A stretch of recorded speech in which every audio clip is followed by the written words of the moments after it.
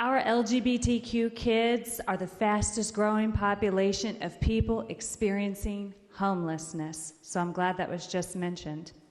Many kids are rejected from their families for just simply knowing themselves. Some will find their way into our very broken foster care system, where we already do not have enough homes, particularly our LGBTQ kids.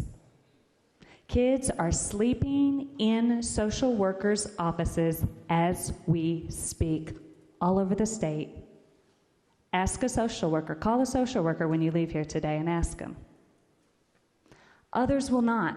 They'll try to stay out of the system and they'll do the best that they can. They'll sleep on couches of friends' homes until they can no longer sleep on that couch, and then they have to find a new couch or another place that may not be safe for other reasons. I was one of the few homes as a foster parent that would welcome these kiddos into my house.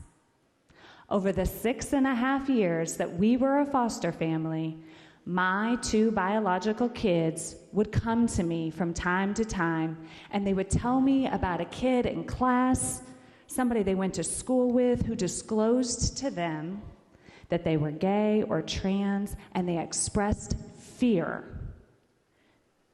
that they might be rejected by their families if they found out. They would then go on to tell me how they assured their friend that if they found themselves in a situation where they were unsafe in their home or they were kicked out, that they wanted them to know that we were a foster home and could be a safe place for them to land. As a parent, we just want to get things right for our kids, feel like we did right by them and for them. That was always a moment where I was reminded that I was raising my children to be loving, safe, and compassionate human beings. Access to puberty blockers during adolescence can save kids' lives, and it's associated with lowering the odds of transgender youth adults considering suicides. So I heard the remarks earlier about this being dangerous, and these are safe medications that doctors have been using for decades for children who are going through puberty too early, who don't even identify as trans. Decades. So if it's so harmful, how have we not stopped it yet? They also are reversible. If the medication is stopped, puberty will progress. Every major institution you could look to for an opinion on this strongly opposes any efforts, legal, legislative, and otherwise, to block access to these recognized interventions.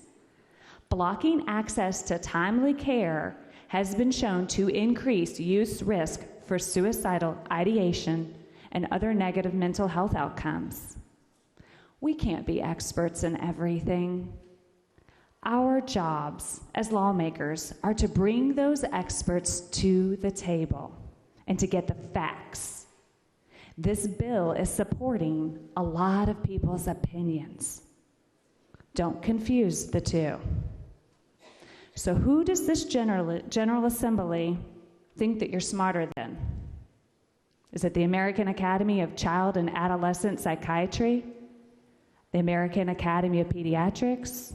American Medical Association, American Counseling Association, the American Public Health Association, the American School Counselor Association, the American School Health Association, Child Welfare League of America, Mental Health of America, National Association of School Nurses, National Association of School Psychologists, National Association of Social Workers.